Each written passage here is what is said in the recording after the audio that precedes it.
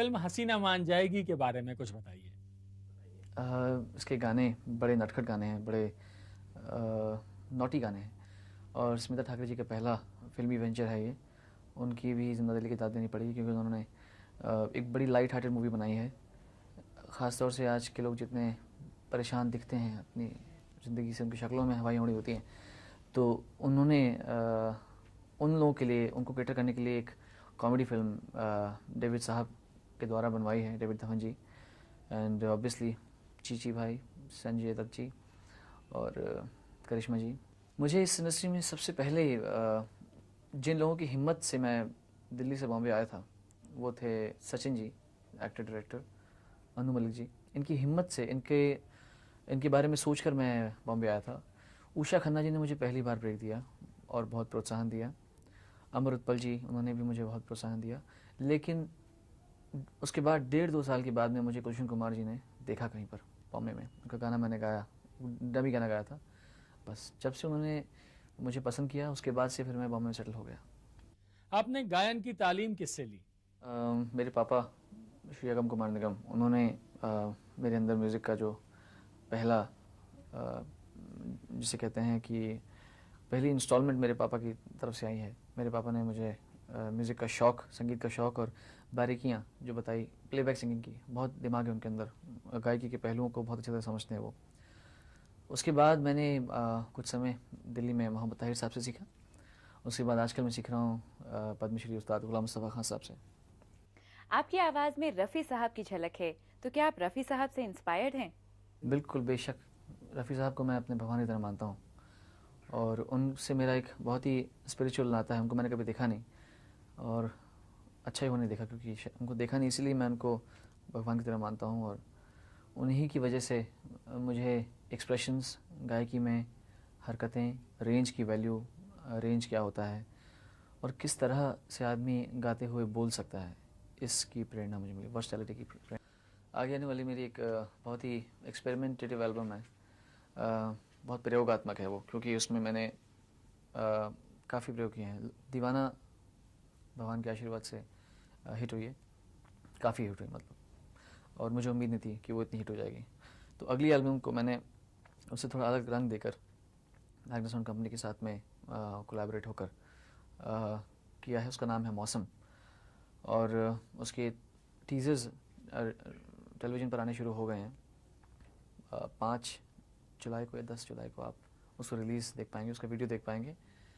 Overall album बहुत प्रयोगात्मक है, तो मैंने ऐसे कभी नहीं गाया जैसा इस एल्बम में गाया है। इस एल्बम से कोई चुना हुआ गीत सुनाएंगे हमें? तरह तरह गाने, एक्चुअली मैं अगर वीडियो पे जो गाना वीडियो बना है वो सबसे चालू गाना है, इसलिए उस पर वीडियो बनाया है, क्योंकि that's the most rhythmic song. Indian folk और वेस्टर्न म्यूज़िक का समन्वय है। कुछ फ्यूजन गाने हैं, कुछ बैलेड हैं, अलग ही कुछ रुख है उसका। एक राजस्थानी फ्यूजन को लेकर गाना बना है, वो भी है, पर मैं अभी वो गाता हूँ जो आप फ़िलहाल कुछ समय बाद वीडियो पे देखेंगे। सिर्फ 2 लाइन गाऊंगा ताकि आप लोगों को उसका सरप्राइज़ बना रहे।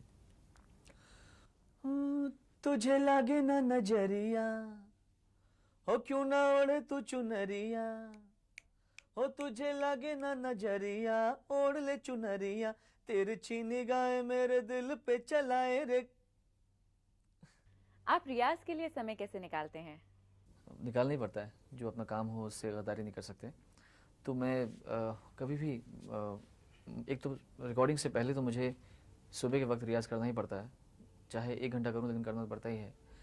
बाकी रात को मैं जल्दी सोने में विश्वास नहीं रखता, इसलिए रात का वक्त होता है जब मैं ज़रूरी काम कर लेता हूँ, सारे फ़ोन कॉल्स कर लेता हूँ, सबको बोलता हूँ गुड नाइट, सो गया मैं, तब मैं हारमोनियम उठाता हूँ या तानपुरा उठाता हूँ और तब मैं रियाज़ करता हूँ। अगर तब बहुत थक गया होता हूँ तो फिर सुबह रियाज़ करता हूँ, नहीं तो फिर दोपहर को, वट एवर टाइम। बट रियाज़ मेरा ज़िंदगी का अभिन्न अंग है, मेरे ज़िंदगी के रोज़मर्रा के शेड्यूल का। आप अच्छी आवाज़ के साथ साथ अच्छे चेहरे के भी मालिक हैं, तो कभी एक्टिंग करने का ख्याल नहीं आया, उसकी तरफ रुझान नहीं हुआ आपका? नहीं, रुझान मैंने जब मैं बहुत छोटा था तब मैंने एज अ चाइल्ड एक्टिंग कर चुका हूँ, तो मुझे एक्टिंग करने में कितनी परेशानी होती है ये मुझे मालूम है। मैंने बेताब में सनी देओल का बचपन किया था, मैंने कामचोर में राकेश रोशन जी के भतीजे का रोल किया था, मैंने उस्ताद से और हमसे ज़माने में मिठुन चक्रवर्ती के बचपन का रोल किया था। मैंने प्यारा दुश्मन में विनोद मेहरा के बचपन का रोल किया था। तकदीर पिक्चर में मैं शत्रुघ्न सिन्हा के बचपन का रोल किया था। मैंने काफ़ी काम किया था मेरे पिक्चरों में, इसलिए मुझे एक्टिंग का इतना कोई क्रेज़ नहीं है कि पता नहीं शायद क्या होता। मुझे पता है कि बहुत मुश्किल वाला काम है। जितना मुश्किल गाना है उतना ही मुश्किल एक्टिंग करना भी है। फिज़िकली बहुत आदमी हेक्टिक हो जाता है शेड्यूल। दूसरी बात यह है कि मैं तभी कुछ करूँगा जब मुझे ये पक्का पता हो कि कोई डायरेक्टर, निर्देशक मुझे सीरियसली ले रहा हो, मेरे काम को मुझसे एक्टिंग अच्छी करवाएं या मुझे अच्छा कॉन्सेप्ट दें कि आप मुझसे मेरे बचपन की यादें ताज़ा करवाएंगे। ठीक है। साथी तेरे नाम एक दिन जीवन कर जाएंगे, जीवन कर जाएंगे। तू है मेरा खुदा, तू न कर ना दगा, तुम बिन मर जाएंगे, तुम बिन मर जाएंगे। राम लक्ष्मण जी का म्यूजिक था उसमें, और मिथुन जी के लिए मैंने बचपन के लिए मैं गाना गाया था। सोनू, आजकल कंपटीशन बहुत है, तो आप अपना कंपटीशन किसे मानते हैं? नहीं, बहुत हैं, बहुत सारे अच्छे अच्छे गायक हैं इस समय। ज़्यादातर सब मुझसे बड़े हैं। उस भीड़ में मैं आया, मैंने एंटर किया। कुमार शानू जी बहुत ज़बरदस्त गाते हैं, उदित नारायण जी बहुत अच्छा गाते हैं, विनोद राठौड़ जी, अभिजीत, सुरेश वाडकर जी, हरिहरन जी, एक से एक सिंगर्स पड़े हुए हैं। बाबुल सुप्रियो नए जो आए हैं, मेरे अच्छे दोस्त हैं, वो भी अच्छा गाते हैं, सभी अच्छा गा रहे हैं। तो कंपटीशन तो है ही, बिल्कुल है। आप हमारे दर्शकों को कोई संदेश देना चाहेंगे?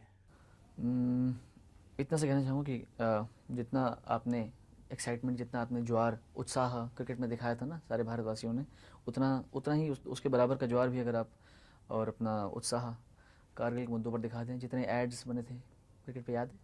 जितने वीडियो एल्बम बने थे, जितने ऑडियो एल्बम्स बने थे क्रिकेट पे, उतना ही अगर आप उसके बराबर का भी ध्यान कारगिल पे दे दें तो कम से कम हमको भविष्य में अपने आप पे शर्म नहीं आएगी कि हमने कभी ऐसा भी किया था। और जस्ट टेक देम सीरियसली जितना हो सकता है। बोलना आसान है, मैं जानता हूँ टेलीविज़न पर, लेकिन करना मुश्किल है। उसके बावजूद भी मैं कोशिश कर रहा हूँ, हम लोग कुछ कर रहे हैं, अपने सब दोस्त लोग मिलकर हम लोग कुछ करने की कोशिश करें। वैसे ही आप लोग भी कुछ करें, बिकॉज़ अपनी इज़्ज़त अपने हाथ में होती है।